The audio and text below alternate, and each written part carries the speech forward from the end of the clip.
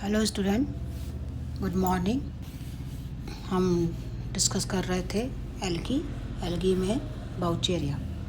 और बाउचेरिया में हम डिस्कस कर चुके थे बाउचेरिया का सिस्टमेटिक पोजीशन, मतलब क्लासिफिकेशन। और क्लासिफिकेशन में हमने इसके बाद हमने थैलस स्ट्रक्चर, और थैलस स्ट्रक्चर के बाद हमने डिस्कस किया था इसका रिप्रोडक्शन में हमने वेजिटेटिव रिप्रोडक्शन, और वेजिटेटिव रिप्रोडक्शन के बाद में हमने इसके जो बात आ गई थी हमारे कि हम जो रिप्रोडक्शन था एसेक्सुअल रिप्रोडक्शन, और रिप्रोडक्शन जो था एसेक्सुअल रिप्रोडक्शन था वो इसमें 3 प्रकार से पाया जा रहा था, बाय जूस्पोर, बाय एपनोस्पोर और बाय इकनाइट्स, जो हम पिछली क्लास में तीनों प्रकार से, अगर आपको याद हो तो हम डिस्कस कर चुके थे। आज हम इस क्लास में जो डिस्कस करेंगे सेक्सुअल रिप्रोडक्शन बाउचेरिया में किस तरह से पाया जाता है। तो आपको याद है कि सेक्सुअल रिप्रोडक्शन के लिए 2 डिफरेंट गैमेट चाहिए, और gamete male gamete and female gamete. Vaucheria में जो सेक्सुअल रिप्रोडक्शन है वो एडवांस ऊगेमस प्रकार का होता है, और ऊगेमस टाइप के रिप्रोडक्शन में male gamete is motile by flagellate present होता है, और फीमेल गैमेट नॉन मोटाइल होता है जिसमें कि फ्लैजला नहीं पाया जाता है, और उसमें साइज जो है उसका मेल गैमेट से काफ़ी बड़ा होता है।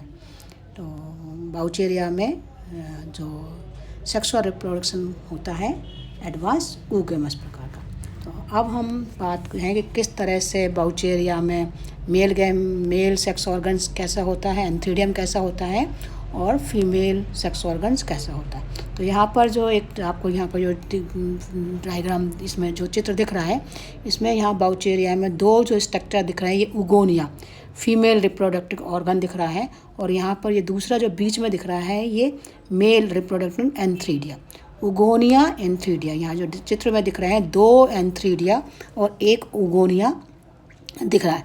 आपको अगर प्रैक्टिकल में अगर आप देखें तो जो माइक्रोस्कोप के अंदर आप देखेंगे तो ठीक इसी तरह से बाउचेरिया अंडर द माइक्रोस्कोप बिल्कुल इस तरह से दिखाई देगा, जैसे कि ये माइक्रोस्कोपिक फोटोग्राफ हैं बाउचेरिया के एंथीडिया और उगोनिया की। यहाँ पर तो सेक्स ऑर्गन अगर बात करें कि फीमेल रिप्रोडक्टिव और उगोनिया या एंथीडिया, तो एंथीडिया जो सेक्स ऑर्गन्स हैं वो जो है कि यहाँ पर जो स्पीसीज़ के हिसाब से कुछ स्पीसीज़ जो हैं इसकी वो होमोसियस होती हैं, जैसे कि एक ही थैलस में दोनों सेक्स ऑर्गन्स का पाया जाना, एंथीडियम और उगोनियम का। तो कुछ इसमें सेसाइल्स भी हो सकती है, छोटे छोटे पेडिसल या ब्रंथ समान स्ट्रक्चर भी लगा हो सकता है, जैसे यहाँ पर एक छोटा सा ब्रंथ लगता है, ब्रंथ पे भी होता है, पेडिसल भी उत्पन्न हो सकता है। तो जो एंथीडियम है वो जो बीच में यहाँ स्ट्रक्चर दिख रही है ये एंथीडिया है, और ये एंथीडिया जो है ये बेलनाकार एक स्ट्रक्चर होती है जो हुक के समान मुड़ी हुई है, मल्टी न्यूक्लियर स्ट्रक्चर है, और ये हुक के समान मुड़ी हुई होती है। इसमें जो पहले तो सेप्टा नहीं होता, लेकिन एट द रिप्रोडक्शन टाइम यहाँ इसमें एक सेप्टा का फॉर्मेशन हो जाता है, और ऊपर की ओर बहुत सारे अधिक मात्रा में एंथ्रोजॉइड्स यहाँ डेवलप हो जाते हैं जो कि मेल गैमेट कहलाते हैं। इनमें जो मेल गैमेट हैं वो बाईफ्लैजलेट मल्टी न्यूक्लिएट होते हैं, और वहीं से ये हेट्रोगन, और यहाँ पर 2 तरह के फ्लैजला पाए जाते हैं जो कि वहाँ से लिबरेट हो जाते हैं। तो किस तरह से ये एंथीडियम जो होता है वो बेलनाकार मुड़ी हुई हुक के समान स्ट्रक्चर होती है ऊपर की तरफ, इसमें सेप्टक में वहाँ बन जाता है। और जो अगर हम फीमेल गैमेट की बात करें तो ये उगोनिया का है। तो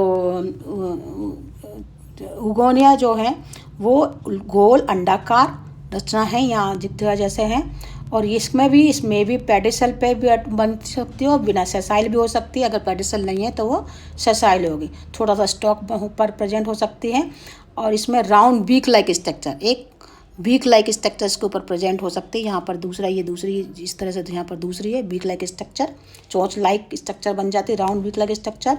और मैच्योर उसमें उगोनिया में केवल एक बड़ा केंद्रक होता है जो कि एग कहलाते हैं। बहुत अनेक प्रकार के क्रोमेटोफोर ऑयल ग्रेन्यूल्स होते हैं, और एट द टाइम ऑफ जो उगोनिया की जो बीक लाइक स्ट्रक्चर है यहाँ एक रिसेप्टिव स्पॉट बन जाता है, और यहाँ से ये फिर यहाँ पर जिलेटिनी कलर होता है और इसके अंदर से फिर एंथ्रोजोइड्स जाते हैं अंदर, जो कि फर्टिलाइजेशन के द्वारा यहाँ पर फिर बाद में जाइगोट होता है। तो यहाँ पर जो है मेल रिप्रोडक्टिव ऑर्गन एंथ्रीडिया बीच में और फीमेल रिप्रोडक्टिव उगोनिया यहाँ पर क्लियर कट आपको दिख रहा है। अब हम बात करेंगे डेवलपमेंट ऑफ बाउचेरिया में किस तरह से डेवलपमेंट हुआ मेल गैमेट और फीमेल गैमेट का। ये हम सब बात करेंगे कि इस तरह से यहाँ। तो at the time of reproduction, आपने जब थैलस आपने पढ़ा था, तो थैलस में आपको था कि इसमें यहाँ पर पिछली क्लास में आपको ये सब कि थैलस का था, इरेक्ट थैलस था, ब्रांच थी। और इरेक्ट ब्रांच में दो तरह की ब्रांचिंग, जैसे इरेक्ट ब्रांच में तो साइड की ब्रांच में, किसी भी ब्रांच में जो ऊपर की तरफ ब्रांच है उस ब्रांच में जो एंथ्रीडिया का डेवलपमेंट के टाइम यहाँ पर आपको ये पूरा का पूरा डेवलपमेंट एंथ्रीडिया और उगोनिया। तो हाँ, अब हम पहले अब इस चित्र में केवल एंथ्रीडिया के डेवलपमेंट की बात करें। यहाँ साइड में डेवलपमेंट ऑफ उगोनिया भी चल रहा है, लेकिन हम पहले बात करेंगे डेवलपमेंट ऑफ एंथ्रीडिया का। तो एंथ्रीडिया के डेवलपमेंट में जो इसकी इरेक्ट ब्रांचेज हैं, वो erect branching development of antheridia में वो ऊपर वाली ब्रांच में होगी, और ये जो ब्रांच है ये थोड़ी सी ऊपर की तरफ मुड़ जाएगी, अपना स्ट्रक्चर चेंज करेगी, और ये बेलनाकार स्ट्रक्चर हुक के समान, कहते हैं ना, हुक के समान ये मुड़ेगी, थोड़ी तरफ टिल्ड हो जाएगी, टिल्टेड मुड़ेगी। और मुड़ने के बाद इसमें आउटग्रोथ के छोटे छोटे निकल के एक ब्रांच की तरह इरेक्ट ब्रांच में बदल जाएगी, और मुड़े हुए भाग में फिर एक टिल्ड होगा, नीचे की तरफ झुक जाएगा। ये केवल हम यहाँ पर बात करेंगे इसकी ऊपर जो इरेक्ट ब्रांच दिख रही है, ये थी में मुड़ गया। मुड़ने के बाद में फिर यहाँ एक सेप्टा में बहुत अधिक मात्रा में इसमें न्यूक्लियाई चले जाएंगे, और क्रोमेटोफोर अधिक मात्रा में न्यूक्लियस भी चले जाएंगे, और वहाँ पर न्यूक्लियस का डिवीज़न होगा जो बहुत ज़्यादा हो जाएगा, और बीच में फिर इसमें हो जाएगा एक सेप्टा का निर्माण। और सेप्टा का निर्माण यहाँ आपको क्लियर कट दिख रहा है बीच में। तो ये जो नीचे वाले हिस्से में आपको ये कहलाएगा एंथ्रीडियम, और ये एंथ्रीडियम में अब अधिक मात्रा में न्यूक्लियाई हो गए हैं और केंद्रक अधिक मात्रा में हो गए हैं, और अब इसमें जो होगा इन्वर्जन होगा, और मुड़े हुए भाग में जो है इसमें केंद्रों की संख्या भी बढ़ गई है। और अब जो प्रत्येक जो क्रोमेटोफोर थे जो बाहर की तरफ थे और न्यूक्लियाई अंदर की तरफ है, तो इन्वर्जन में जो जितने न्यूक्लियाई वो बाहर की तरफ आ जाएंगे, क्रोमेटोफोर अंदर की तरफ चले जाएंगे, और वो फिर उनमें से निकलेंगे फ्लैजला में हर फ्लैजला बाई फ्लैजला बनने के बाद में, उनमें से हर फ्लैजला बनने के बाद में हर न्यूक्लियाई में से एक बन जाएगा एंथ्रोजॉइड्स। और ये एंथ्रोजॉइड बनने के बाद यहाँ डेवलप हो गए, और एंथ्रोजॉइड बन जाए, ये हर उसमें एक एंथ्रोजॉइड बन जाएगा, और एंथ्रोजॉइड बनने के बाद में ये यहाँ पर पोर बन जाएगा, और उस पोर से एपिकल पोर बनने के बाद में यहाँ से जो है एंथ्रोजॉइड बाहर निकल जाएंगे, पानी में लिबरेट हो जाएंगे, फ्री हो जाएंगे। तो डेवलपमेंट ऑफ किस तरह से सिंगल फिलामेंट से लंगर ग्रोथ हुई, बड़ा हुआ, टिल्ट मुड़ा, थोड़ा सा हुक के समान स्ट्रक्चर उसकी मुड़ी और बड़ा हुआ, न्यूक्लियस सब एक साइड इकट्ठे हो गए, अधिक मात्रा में हेमाटाइसिस और डिवीज़न हुआ, फिर सेप्टा का निर्माण हो गया। सेप्टा का निर्माण होने के बाद में सभी न्यूक्लियस बाहर की तरफ, क्रोमेटोफोर अंदर की तरफ, और उन न्यूक्लियस में फ्लैजला डेवलप हुए। फ्लैजला डेवलप हुए में बाई फ्लैजलेट मल्टी न्यूक्लियट एंथ्रोजॉइड बन के बाहर निकल गए पोर के द्वारा, और ये एंथ्रीडियम एम्प्टी में खाली एंथ्रीडियम बाहर दिख रहा है। यहाँ पर ये दिख रहा है एम्प्टी एंथ्रीडियम, क्योंकि इसमें से जो एंथ्रोजॉइड्स हैं पानी में से बाहर निकल कर लिबरेट हो गए। अब हैं बात करेंगे फीमेल गैमेट डेवलपमेंट ऑफ उगोनिया। जब ये डेवलपमेंट ऑफ एंथ्रीडियम चलता है उसी टाइम जो लेटर ब्रांचिंग है उसकी बाउचेरिया की, उसके नीचे की तरफ थोड़ी सी अधिक मात्रा में, अगर हम बात करें, अब हम बात कर रहे हैं डेवलपमेंट ऑफ उगोनिया की, तो डेवलपमेंट ऑफ उगोनिया के लिए इसमें साथ में साथ चलती हैं। वहाँ एंथीरिया का डेवलपमेंट हो रहा होगा और दूसरी साइड वाले ब्रांच में उगोनिया का डेवलपमेंट। और उगोनिया के डेवलपमेंट में जो नीचे की ब्रांच है उसमें अधिक मात्रा में डेंस अधिक मात्रा में जीव द्रव है संकुचित होकर यहाँ पर इकट्ठा हो जाएगा। और यहाँ पर ये जो आपको डेंस स्ट्रक्चर दिख रहा है, ये स्ट्रक्चर यहाँ जो इकट्ठा हो रहा है ये कहलाएगा वंडर प्लाज्म। क्या कहलाएगा ये? Wonder plasm.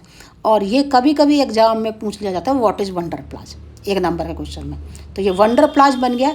अब ये वंडर प्लाज्म बनने के बाद इसी वंडर प्लाज्म में ये छोटी सी आउटग्रोथ निकलेगी और ये वंडर प्लाज्म उसके अंदर चला जाएगा और ये आउटग्रोथ निकल के ये एक अधिक गोल हो जाएगा और फिर ये सीधे धीरे थोड़ा इसका साइज बढ़ जाएगा। बढ़ते साइज में इसका जो अधिक मात्रा में जो इसमें वंडर प्लाज्म था वो अंदर चला गया। उसमें जो न्यूक्लियस है वो सब कुछ इसके अंदर केंद्रों की संख्या वो जो सब अंदर जाने के बाद में फिर नीचे एक सेप्टा का निर्माण हो जाएगा। सेप्टा बन गया और ये जो स्ट्रक्चर बन गई beak like oval shape structure, ये कहलाएगी उगोनिया। एक बड़ा साइज की उगोनिया मल्टी न्यूक्लिएट और सब न्यूक्लियर फ्यूज एक बड़ा एग का निर्माण कर लेंगे करके। और ये कोशिका में इसमें जो है कोशिका द्रव में बहुत सारे वो हो गए, फिर एक बीक लाइक स्ट्रक्चर बना लेंगे, चोंच लाइक स्ट्रक्चर। और चोंच लाइक स्ट्रक्चर के वहाँ पर एक रिसेप्टिव स्पॉट बन जाएगा और उस जो रिसेप्टिव स्पॉट बनेगा उसमें वहाँ पर जेलेटिनीकरण होकर एक छिद्र का निर्माण हो जाएगा।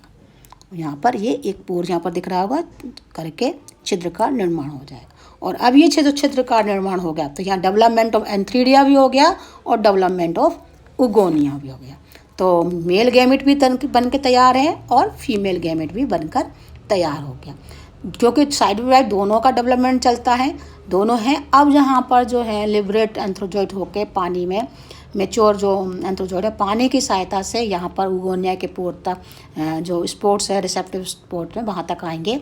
यहाँ जेनेटिकरण होगा पानी की इसमें और होकर एक छिद्र बन जाएगा, पोर बन जाएगा। इसके बाद आता है फर्टिलाइजेशन या निषेचन। फर्टिलाइजेशन के टाइम में दोनों ही ऑर्गन जो हैं एक दूसरे के निकट होते हैं। जैसे आपको दिख रहा है एंथीरियम और उगोनियम पास पास दिख रहे हैं एक ही ब्रांच में।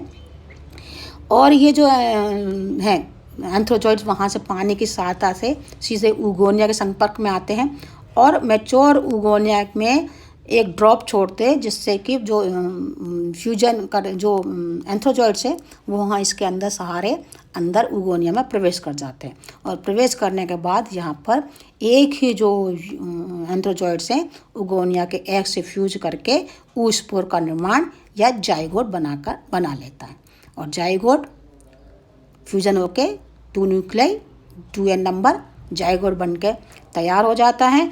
और ये जाइगोट जो है मल्टी स्तरीय होता है, मल्टी लेयर्ड होता है। इसके अंदर अधिक मात्रा में रिजर्व फूड मटेरियल सब प्रेजेंट इसके अंदर होता है। तो ये बात है कि किस तरह से डेवलपमेंट हुआ, किस तरह से डेवलपमेंट ऑफ एंथीरियम और डेवलपमेंट ऑफ उगोनिया और फ्यूजन बन के जाइगोट। अब ये है कि जर्मिनेशन ऑफ जाइगोट होता है। तो जर्मिनेशन में ये इस तरह से जाइगोट है, ये फेवरेबल कंडीशन में ये अपनी जो है वॉल से टूट के निकल जाएगा, बाहर गिर जाएगा, टूट जाती इसकी जो भित्ति है। अनफेवरेबल फिर इसके लिए जर्मिनेशन ऑफ जाइगोट के लिए या जर्मिनेशन ऑफ ऊस्पोर के लिए इसका फेवरेबल कंडीशन होना ज़रूरी है। और फिर इसमें एक रंगहीन ट्यूब बाहर निकलेगी जिसमें मियोसिस होगी और मियोसिस होने के बाद में वो किस तरह से नए प्लांट को डेवलप करेगी वो हम बात करेंगे अगली क्लास में। ओके बच्चों, थैंक यू वेरी